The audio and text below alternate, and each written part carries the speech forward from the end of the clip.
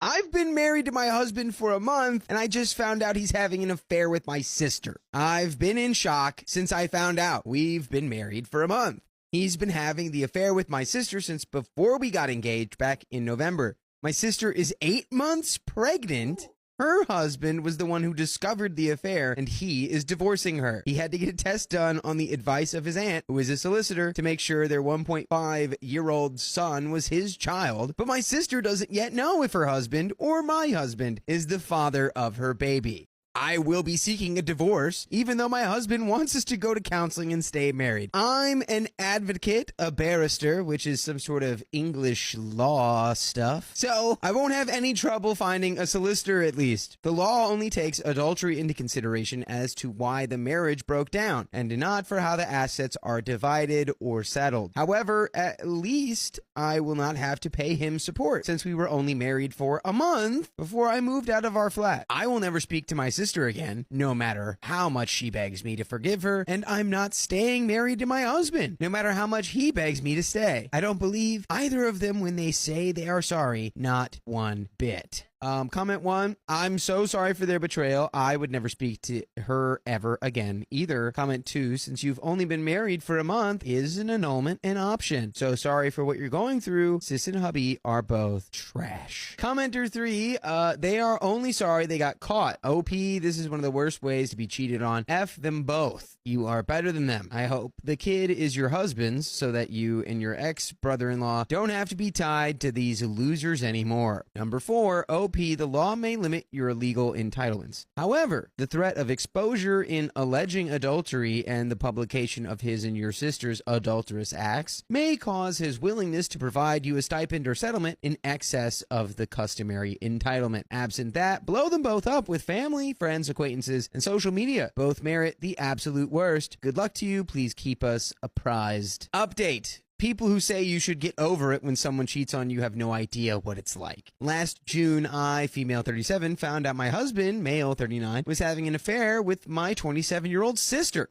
I had been married for a month. The affair began before I was engaged. My sister's husband, male 27, was the one who first found out. When it was discovered, my sister was about 8 months pregnant with a baby girl, and it turned out my ex-husband is the father. Apparently, he was furious when he found out because he didn't want children. My ex-husband and I met in an online dating group for people who don't want children or to date people who have children from former relationships. My ex-husband and my sister both begged me to forgive them. My sister said she can't help it, that she fell in love with him, and my ex-husband said he couldn't be blamed for what happened. I couldn't believe they thought what they did could be forgiven and forgotten. My ex-husband didn't want a divorce, and neither did my sister from my former brother-in-law. Guess what? I'm divorced now. I'm an advocate known as a barrister in the rest of the UK, so I was fortunate to already know the best solicitors who could represent me in my divorce. Since I was only married for a month before I sought a divorce and moved out of our flat, I did not have to pay my ex-husband maintenance, and the divorce did not take long. It's a different story for my sister and my former brother-in-law. They were married for longer. They own property and they have a son together who was 17 months old when the affair was discovered. My sister may end up having to pay spousal and child maintenance since she earns more. Their divorce is ongoing. I haven't spoken with my former brother-in-law since I first left my ex-husband, but I feel badly for him. He was devastated when he found out about the affair and the baby not being his child. He didn't deserve any of that. People who say you should just get over it when someone cheats, you have no idea what you're talking about. I have never felt pain like this before. It wasn't even just emotional, it was physical as well. I'm still heartbroken over this. I had no idea anything could hurt so much. I'm going to start seeing a counselor, but it doesn't feel like enough. I haven't seen or spoken to my ex-husband since I moved out of our flat. The only contact during the divorce was through our solicitors. He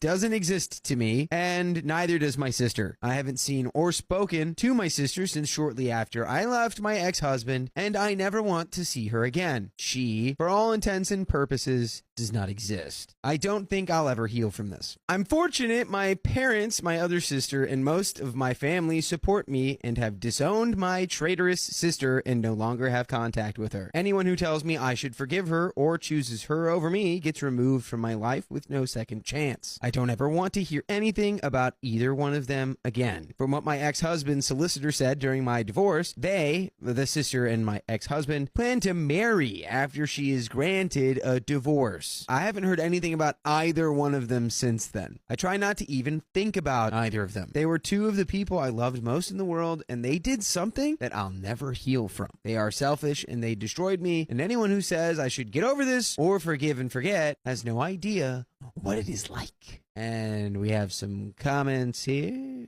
Comment 1, thank you for the update. You and your brother-in-law are both making the best possible decision. You're right. Your ex and your ex-sister are horrible, selfish people. They hurt so many, and do whatever you can to protect your peace and mental health. I'm so sorry they did this to you. Honestly, I'd recommend blocking anyone who says you need to forgive them and move on. No, you don't. You may at some point in the future need to explore forgiveness from the point of view of easing the weight on your heart. Don't feel pressured to offer forgiveness to either of them.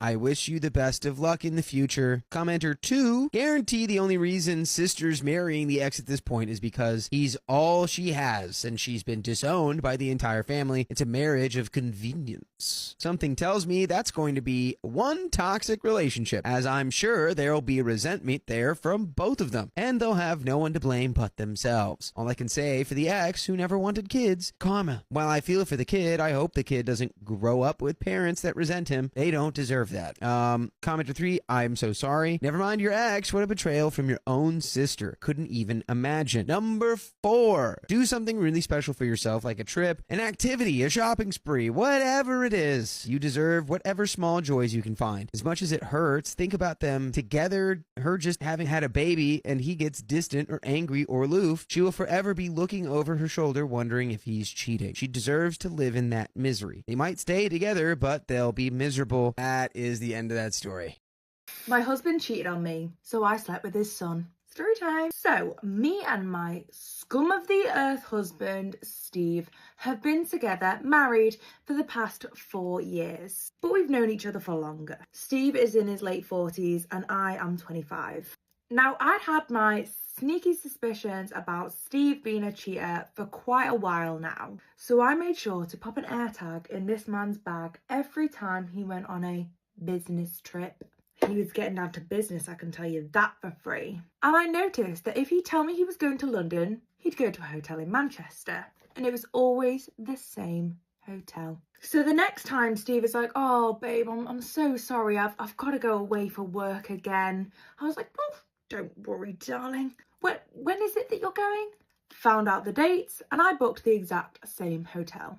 I made sure to get there a little bit early so I could be sure to catch Steve checking in. And I got him. This is when I set into motion Plan Dave. So some little added context to the situation. Obviously there's a very large age difference between me and Steve. And how I got to meet Steve was that I actually dated his son, Dave. We broke up because Dave actually moved to New York to pursue modelling. Dave the sexy model. Another thing about Dave, he hates his dad because the reason why him and his mum weren't together anymore is because Steve cheated on his mum, not with me. Dave went as far as to warn me about his dad's behaviour. So when I told him what happened, Dave was all up for helping. I decided I was going to give Steve a taste of his actual medicine. The next time Steve was on a business trip to London, Dave and I made our little booking at the hotel. So me and Dave headed down to the reception area. We sit at the bar, hand in hand, suspiciously close. And as soon as Steve walked in, I planted the biggest snog on his son's face. And I knew for a fact that Steve would have seen. But what was he gonna do? Come and confront me with his own mistress? So as soon as Steve and his lady friend went up to their room, I had a bottle of champagne sent up with a little note that said, I know you enjoy a little drink after a really shitty day. Don't bother coming home. And I'd already had the divorce papers lined up because I sent the proof from the last few times he'd been on these little business trips. and they were also served with champagne. The biggest life lesson we can take from this, ladies, is stalk your husbands and then sleep with their son.